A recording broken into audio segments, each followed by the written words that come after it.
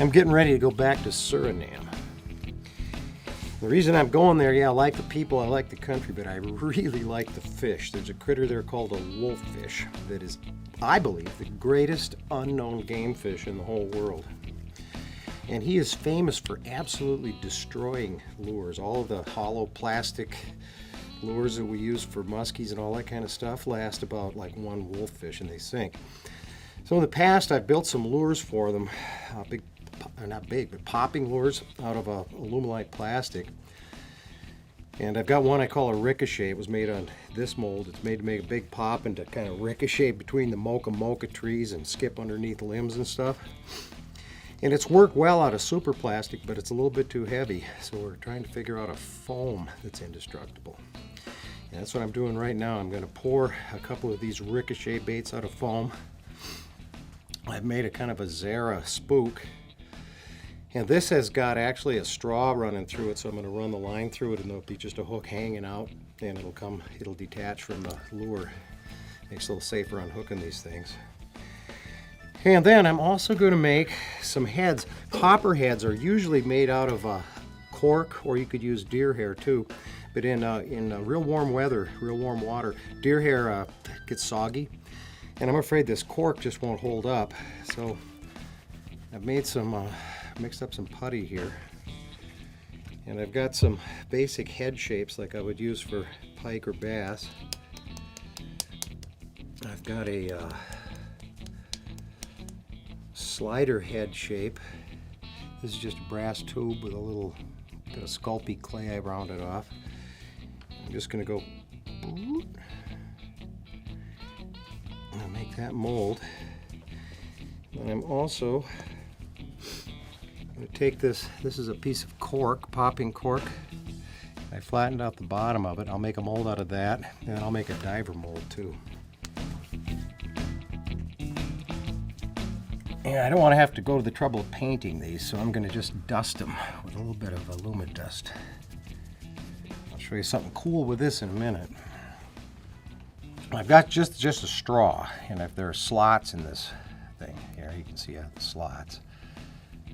Now this bait I'm designing to kind of almost sit in place. I want it to zigzag back and forth almost in place. And in order to do that, it needs to be heavier in the rear than in the front. What I'm going to do, pour up some just regular old super plastic. This stuff is heavier than water. So all I'm going to do is take maybe 9 grams.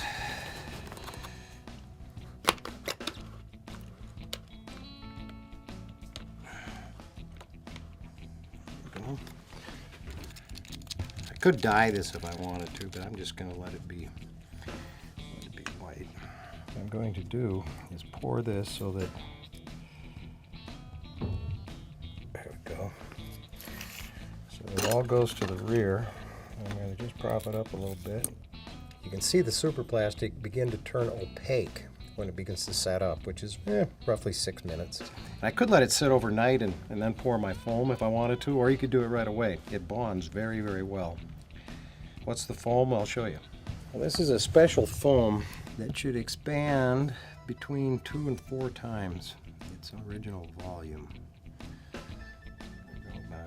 And this stuff is like, you can hit it with a hammer and not break it. You need to be kind of like quick with a bunny with this stuff. When this stuff starts to set up, it goes really, really quickly.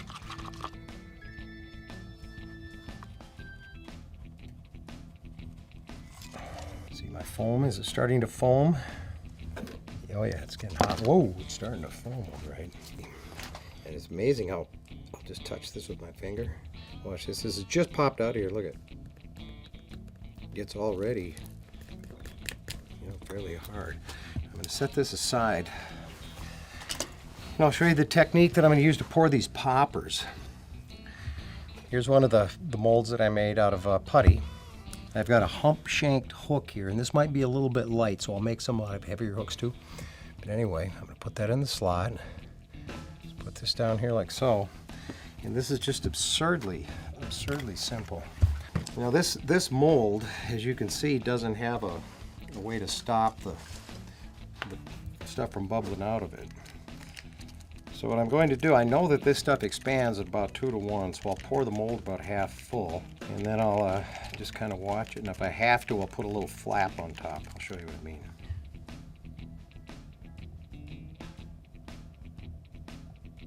There we go, I poured it about half full, and we'll see what happens. I don't know if this is going to foam up enough or not, I guess. Maybe should have poured it. No, is it going to do it? It's looking pretty good, just so it covers up the hook. Looks like it's going to work out real well. When they pop out of the mold, they're going to kind of look like this. This I put a little bit of yellow dye in it. When they pop out, they'll look like this, just as hard as nails. And I can make them any shape.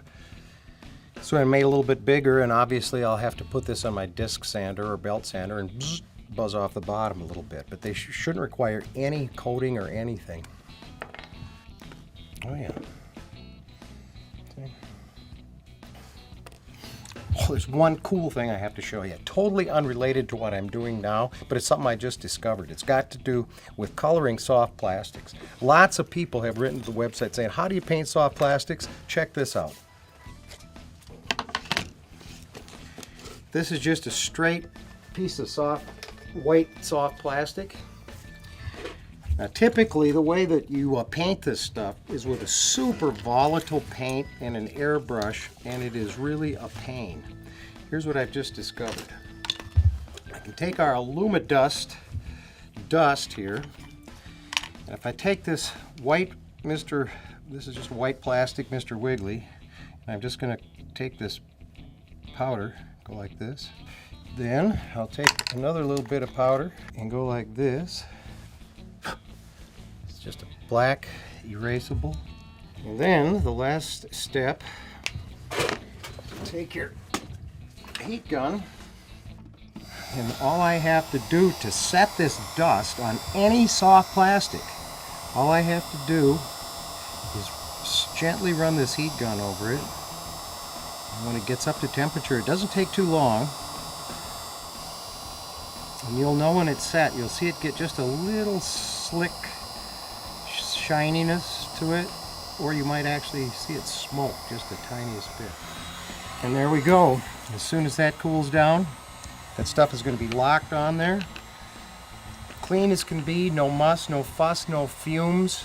Quick, simple. And if I was a real artist and want to go through some details, I've got like 40 colors here that I could apply. It's called Illumidust. You can get it at MakeLure.com.